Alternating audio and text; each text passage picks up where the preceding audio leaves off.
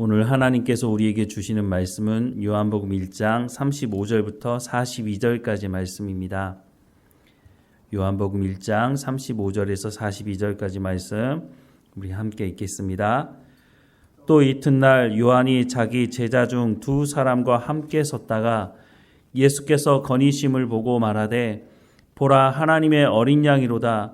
두 제자가 그의 말을 듣고 예수를 따르거늘 예수께서 돌이켜 그 따르는 것을 보시고 물어 이르시되 무엇을 구하느냐 이르되 랍비여 어디 계시오니이까 하니 랍비는 번역하면 선생이라. 예수께서 이르시되 와서 보라. 그러므로 그들이 가서 계신 데를 보고 그날 함께 거하니 때가 10시쯤 되었더라. 요한의 말을 듣고 예수를 따르는 두 사람 중에 하나는 시몬 베드로의 형제 안드레라. 그가 먼저 자기의 형제 시몬을 찾아 말하되 우리가 메시아를 만났다 하고 메시아는 번역하면 그리스도라. 데리고 예수께로 오니 예수께서 보시고 이르시되 내가 요한의 아들 시몬이니 장차 게바라 하리라 하시니라. 게바는 번역한즉 베드로라. 아멘. 세례 요한은 광야에서 하나님의 말씀을 전했습니다. 광야에서 하나님의 말씀, 회개의 세례를 베풀었습니다. 광야에서 하나님의 말씀을 전하면서 회개의 세례를 베풀었던 이 세례 요한에게 많은 사람들이 모여들기 시작했습니다. 광야에 뭐 볼 것이 있습니까? 사람을 만나기도 힘들고 사람이 살아갈 수도 없는 환경입니다. 그럼에도 불구하고 많은 사람들이 세례 요한의 그 말씀을 듣고 회개하기 위해서 광야로 모여들었습니다. 그리고 이 사람들 중에는 세례 요한의 말씀을 듣고 내가 세례 요한의 제자가 되어야겠다고 작정을 하고 세례 요한의 제자가 된 사람들도 있었습니다. 그 광야에서 세례 요한의 제자가 된다고 하는 것은 성공과 출세 이런 것과는 거리가 멀어 보입니다. 광야에서 무슨 성공을 할 수 있고 광야에서 무슨 출세를 할 수 있는 것을 기대를 할 수 있겠습니까? 그러니 세례 요한의 제자가 된 사람들은 성공과 출세와는 거리가 멀었을 것입니다. 이에 반해 예수님을 따랐던 제자들은 성공과 출세를 꿈꾸고 있었던 것을 알 수 있습니다. 왜냐하면 예수님께서 사역을 하셨던 장소는 사람들이 모이는 곳이었습니다. 예수님이 가는 곳마다 사람들이 모여들었고 심지어는 예수님께서 갈 곳이 예정되어 있는 곳까지 사람들은 찾아왔었습니다. 예수님은 장정 5,000명도 먹이시고 또 많은 병자들을 고치시고 또 그 당시에 불치병이라고 생각하는 사람들도 고치셨을 뿐만 아니라 심지어 죽었던 사람까지 살리지 않으셨습니까? 이런 모습을 보면서 사람들은 기회만 되면 예수님을 왕 삼으려고 했습니다. 이런 모습을 보면서 제자들도 꿈을 꾸었을 것입니다. 아, 예수님께서 예루살렘에 올라가시면 왕이 되실 텐데 그러면 누가 그 옆자리를 채울 것이냐? 우리가 아니냐? 그래서 제자들은 늘 자리 싸움에 여념이 없었습니다. 한 번은 예수님께서 예루살렘에 올라가실 때 세베대의 두 아들 어머니가 찾아와서 이렇게 말합니다. 마태복음 20장 20절부터 21절 말씀에 보면 그때 세베대의 아들의 어머니가 그 아들들을 데리고 예수께 와서 절하며 무엇을 구하니 예수께서 이르시되 무엇을 원하느냐 이르되 나의 이 두 아들을 주의 나라에서 하나는 주의 우편에 하나는 주의 좌편에 앉게 명하소서라고 요구하고 있습니다. 주의 나라에서 예수님께서 죽으셔서 하나님의 나라에 가셔서라고 말하는 것이 아닙니다. 예수님이 예루살렘에 올라가는 도중인데 예루살렘에 올라가시면 예수님이 왕이 되실 텐데 이 땅에서 내 아들 2명을 좌우편에 앉혀달라고 말을 하는 것이죠. 이후에도 제자들의 자리 다툼은 끊임없이 일어났습니다. 이런 제자들을 향해서 예수님께서 하시는 말씀은 높은 데 올라가려고 하지 말고 낮은 자리에 처해라, 섬겨라 라고 말씀을 거듭 반복하셨습니다. 그런데 이에 비해 세례 요한의 제자들은 이런 모습을 볼 수가 없었다는 겁니다. 앞서 말씀을 드린 것처럼 광야에서는 어떤 성공이나 출세를 꿈꿀 수가 없었기 때문인 것입니다. 이렇게 세례 요한을 따르던 제자들이 어느 날 세례 요한이 예수님께 세례를 주면서 하는 말을 듣게 되었습니다. 요한복음 1장 28절에서 31절 말씀에 보면 이 일은 요한이 세례 베풀던 곳 요단강 건너편 베다니에서 일어난 일이니라. 이튿날 요한이 예수께서 자기에게 나아오심을 보고 이르되 보라 세상 죄를 지고 가는 하나님의 어린 양이로다. 내가 전에 말하기를 내 뒤에 오는 사람이 있는데 나보다 앞선 것은 그가 나보다 먼저 계심이라 한 것이 이 사람을 가리킴이라. 나도 그를 알지 못하였으나 내가 와서 물로 세례를 베푸는 것은 그를 이스라엘에 나타내려 함이라 하니라 라는 말을 제자들이 들었습니다.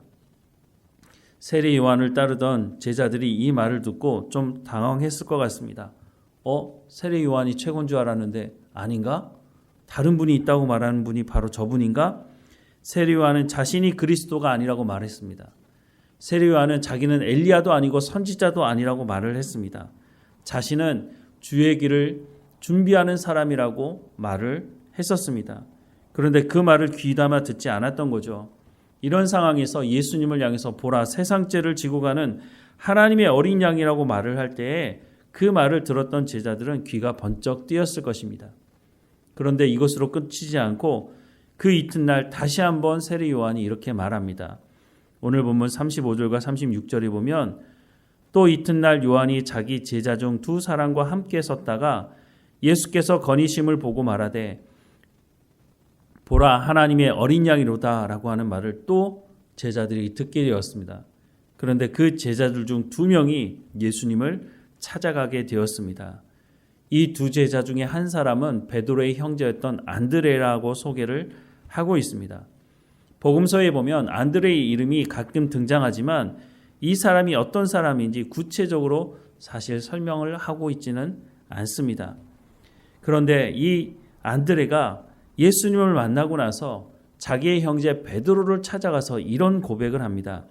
41절과 42절에 보면 그가 먼저 자기의 형제 시몬을 찾아 말하되 우리가 메시아를 만났다 하고 메시아는 번역하면 그리스도라 데리고 예수께로 오니 예수께서 보시고 이르시되 내가 요한의 아들 시몬이니 장차 게바라 하리라 하시니라. 게바는 번역하면 베드로라 라고 말씀을 하고 있습니다.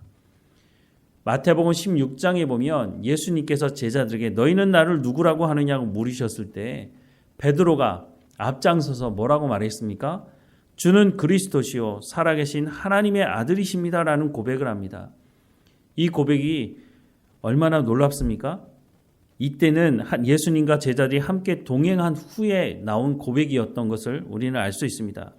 적지 않은 사람들이 베드로의 이 신앙 고백이 제자들에게 있어서 가장 중요한 또 처음 나온 신앙 고백이라고 사람들은 생각을 합니다. 그래서 베드로를 높이 평가하죠. 그런데 베드로가 이 신앙 고백을 하기 전에 이미 베드로가 예수님을 만나기도 전에 안드레가 뭐라고 말하고 있습니까? 안드레는 바로 예수님이 메시아 그리스도라고 말을 하고 있다고 하는 것입니다. 그런데 여기에는 사람들이 별로 큰 관심을 보이지 않는 것 같아 보입니다. 베드로가 예수님을 만나고 예수님이 메시아 우리가 기대했던 우리가 기다렸던 그 그리스도다라고 고백을 하면서 베드로를 예수님께로 인도한 사람이라고 하는 것을 사람들이 잊고 있다고 하는 것입니다. 어떻게 보면 믿음 좋은 안드레가 베드로를 예수님께로 인도하지 않았다면 물론 하나님께서 베드로를 예수님께로 인도하시려고 작정하셨다면 다른 방법도 사용하셨겠지만 분명한 것은 안드레를 통해서 베드로를 예수님께로 인도하는 역할을 안드레가 했다고 하는 것입니다. 이 이후에 베드로가 수제자 역할을 할 때에 안드레가 배아파하는 모습을 성경에서 기록하고 있습니까? 그렇지 않습니다. 안드레는 여전히 자신이 있는 자리에서 자신이 살아가야 될 삶을 충실하게 살아가고 있는 것을 성경은 말씀해 주고 있습니다. 이런 안드레가 예수님이 부활하신 이후에 복음을 전하면서 어디까지 갔느냐? 성경에 기록이 되어 있지 않지만 안드레가 아카이아, 지금의 그리스 지역에 가서 복음을 전하다가 X자형 십자가에 달려 순교했다고 전해집니다. 그래서 X자형 십자가를 안드레의 십자가라고 부르기도 합니다. 안드레라고 하는 사람이 예수님을 만나고 나서 그 형제 베드로에게 예수님이 누구인지 소개해 주었던 것처럼 오늘 우리가 살아가는 이 시대 우리가 어떻게 살아가야 하는지에 대해서도 우리가 이 안드레를 통해서 깨달아 알아야 할 것입니다. 안드레가 예수님을 알아차리고 예수님이 누구인지를 알게 되었던 것처럼 우리도 신앙생활하면서 먼저 예수님에 대해서 알게 되지 않았습니까? 그렇다면 우리가 그 알게 된 예수님에 대해서 우리 주변에 우리가 관계하고 있는 사람들에게 예수님이 누구인지에 대해서 전해 주어야 한다는 것입니다. 그 사람이 먼저 난 자가 나중되고 나중된 자가 먼저 되는 것처럼 나보다 더 신앙의 삶을 열심히 살아갈 수도 있지 않겠습니까? 그러면 그것을 배아파하는 것이 아니라 저 사람이 예수님을 믿고 저렇게 헌신하니 참 감사하다, 이런 생각을 해야 한다고 말씀해 주고 있는 것입니다. 무엇보다 안드레와 같이 우리가 먼저 깨어서 하나님 말씀에 순종하고 그 말씀을 우리 주변에 있는 사람들에게 전하고 예수님이 누구이신지를 우리의 삶을 통해서 전해야 할 것입니다. 만약에 안드레가 신앙의 삶을 살아가지 않고 엉망진창으로 살아갔다면 안드레가 내가 예수님을 만났는데 그 예수님이 우리가 기다렸던 그 그리스도라고 말해줬다면 베드로는 한 귀로 듣고 한 귀로 흘렸을 것입니다. 그런데 안드레가 하는 말을 듣고 베드로가 예수님을 찾아온 것은 평소에 안드레의 삶을 보고 안드레가 얼마나 신실한 삶을 살아가는지를 알았던 베드로가 그 말이 진실일 것이다 라고 생각을 했기 때문에 예수님을 찾아오게 되었을 것입니다. 우리가 복음을 전할 때에 우리의 삶 가운데 성령의 열매가 있지 않으면, 우리가 하나님의 말씀에 먼저 순종하며 살아가는 삶이 없다면, 우리가 아무리 예수님이 우리의 구원자라고 선포한다 할지라도 우리의 말을 듣는 사람들, 무엇보다 우리의 삶에 대해서 너무나 잘 알고 있는 사람들은 그래 네 말이 그렇지 라고 하면서 우리의 말을 신뢰하지 않을 것입니다. 먼저는 우리가 깨어서 하나님의 말씀을 듣고 순종하는 삶의 열매가 있어야 할 것입니다. 그때에 우리가 하나님의 말씀을 전할 때, 복음을 전할 때 우리를 아는 사람들이 그래 당신이 말하니 당신이 믿는 그 하나님이, 당신이 믿는 그 예수님이 그렇다면 나도 한번 가서 들어보겠다고, 나도 당신이 믿는 예수님을 믿겠다고 말하지 않겠습니까? 그러니 먼저 우리의 삶을 살피고 먼저 하나님 앞에 끼어서 하나님의 말씀대로 순종하는 삶을 살아갈 뿐만 아니라 우리가 가서 복음을 전하는 삶을 통해서 하나님과 사람과의 깨어진 관계를 예수님께서 회복시켜 주셨던 것처럼 우리를 통해서 그 사람이 예수님께 나갈 수 있도록 하는 통로가 되어지기를 주님의 이름으로 축원합니다. 기도하겠습니다. 사랑하는 하나님, 안드레를 통해서 베드로가 예수님을 만나게 된 모습을 보게 됩니다. 우리는 우리의 삶을 통해서 복음을 증거하는 삶을 살아가고 있는지 살펴보게 하시고, 먼저 우리가 하나님 앞에 깨어 있게 하시고 우리가 하나님의 백성다운 삶을 살아갈 수 있도록 성령의 열매를 맺어갈 수 있도록 하나님 은혜를 허락해 주옵소서. 그래서 우리의 입술을 통해서 전해지는 복음의 말씀이 듣는 사람들로 하여금 그래 저 사람이 저렇게 말하는 것은 분명히 이유가 있어, 저 사람은 삶의 열매가 있지 않아?